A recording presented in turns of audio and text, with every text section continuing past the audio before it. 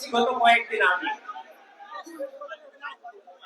আমার মনে ছিল যে আপনাদের সাথে খুব উৎফুল্লতার সাথে হয়তো আজকে আপনাদের সাথে কথা বলব, কিন্তু গতকাল রাত থেকে গণঅভ্যুত্থান পরবর্তী বাংলাদেশকে অস্থিতিশীল করবার জন্য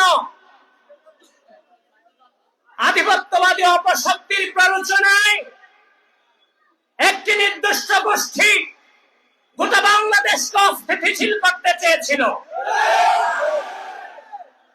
জনাব তারেক রহমান তো চলেই আসবে। জনাব তারেক রহমানের এদেশের স্বদেশ প্রত্যাবর্তনকে বাধা প্রদান করবার জন্য আমাদের জুলাইয়ের সহযোদ্ধা শরীফ ওসমান হাদির উপর যে গুলিবর্ষণ করা হয়েছিল, সেটাও কিন্তু তারেক রহমানের যে স্বদেশ প্রত্যাবর্তন সেটাকে সামনে রেখে রাষ্ট্রকে অস্থিতিশীল করবার একটা পায়তারা ছিল। কিন্তু মনে রাখবে, আমি কোন বক্তব্যের সূচনায় যাইনি। সেই জুলাইয়ের স্পিডকে সামনে রেখে আপনাদের সামনে প্রতিজ্ঞা করতে চাই, জনাব তারেক রহমানের স্বদেশ প্রত্যাবর্তনকে এই পৃথিবীর বুকে এমন কোন শক্তি এখনো পর্যন্ত জন্মায় নাই জনাব তারেক রহমানের স্বদেশ প্রত্যাবর্তনকে বিন্দু পরিমাণ ডিস্টার্ব করতে পারে। আপনারা প্রস্তুত আছেন? আপনারা প্রস্তুত আছেন? বন্ধুগণ, গতকালকে রাতে শরীফ ওসমান হাদি নিঃসন্দেহে আমাদের ভাই, এই জুলাই গণঅভ্যুত্থানের অন্যতম একজন স্পিরিট। আমরা সবাই যখন শোকাহত, আমরা সবার চোখে যখন চোখের পানি, ঠিক তখন শরীফ ওসমান হাদির লাশকে রাজনৈতিক ফায়দা লুটবার জন্য একটা নির্দিষ্ট গোষ্ঠী বাংলাদেশের স্বনামধন্য মিডিয়া প্রতিষ্ঠানগুলোতে কাল রাতে নির্যাতনজনকভাবে হামলা চালিয়েছে। রাজশাহী, খুলনাতে কূটনৈতিক অফিসগুলোতে তারা হামলা চালিয়েছে। ময়মনসিংহে একজন মানুষকে মেরে তাকে ঝুলিয়ে আগুন নিক্ষেপ করা হয়েছে। এগুলো সম্পূর্ণভাবে রাষ্ট্রকে অস্থিতিশীল করবার জন্য পায়তারা। বন্ধুগণ, নির্বাচন চায় না তারা, নির্বাচন চায় না আওয়ামী লীগ, নির্বাচন চায় না যারা বিগত দীর্ঘ দুঃশাসনে আওয়ামী লীগের সাথে থেকে সুযোগ সুবিধা নিয়েছে এবং পরবর্তী সময়ে তারা বিভিন্ন লেবাস ধারণ করেছে। বন্ধুগণ, আমি আপনাদের কাছে, আপনাদের ছোট ভাই, আপনাদের সন্তান হিসেবে অনুরোধ করে চাই, এখানে যারা উপস্থিত হয়েছেন ধৈর্য ধরে পৌঁছেছেন, প্রতিটি মানুষের কাছে দীর্ঘ দুঃশাসনে গণতন্ত্র, মানবাধিকার, ভোটাধিকারের আপসহীন প্রতীক ধানের শীষের পক্ষে ভোট চান। এই ধানের শীষকে বিজয় করে আনতে হবে, কারণ ধানের শীষের বিজয় আপনার স্বার্থ নয়, আমার স্বার্থ নয়, বেগম খালেদা জিয়ার স্বার্থ নয়, জনাব তারেক রহমানের স্বার্থ নয়।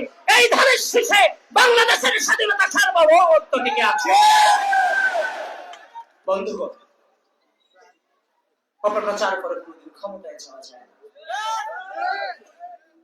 বিগত দীর্ঘ সময় ধরে আমরা রিসার্চ করে বাংলাদেশের কি উন্নয়ন করবো তা আমরা বলেছি। আমরা এমন একটি বাংলাদেশ চাই যেই বাংলাদেশে কোনো মানুষ না খেয়ে থাকতে না, প্রতিটি মানুষ তার খাদ্যের নিরাপত্তা পাবে রাষ্ট্রের কাছ থেকে। সেজন্য জনাব তারেক রহমান ফ্যামিলি কার্ড নিয়ে এসেছে। সেই ফ্যামিলি কার্ডের মধ্য দিয়ে প্রাথমিকভাবে 50 লক্ষ পরিবারকে, দরিদ্র পরিবারকে এই ফ্যামিলি কার্ড প্রোভাইড করা হবে।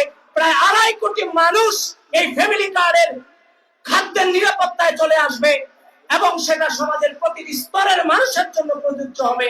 কিন্তু সেটা শুরু হবে দরিদ্রদের মধ্য থেকে।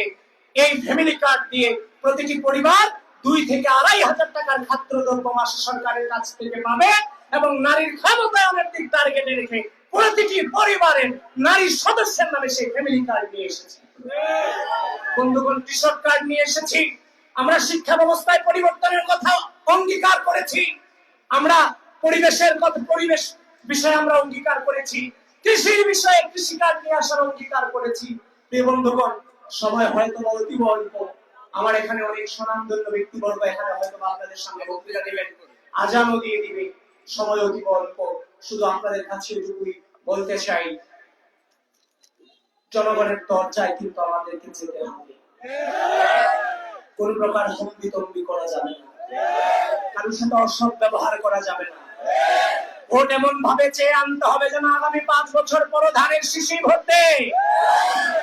হাসিনার আমলে হয়তো বা জবাবদিহিতা ছিল না, এই জন্য যা খুশি তা করে গেছে, কিন্তু জনগণের কাছে আমি জবাবদিহিতা করতে হবে, এজন্য জনগণের সাথে অসৎ আচরণ করা যাবে না।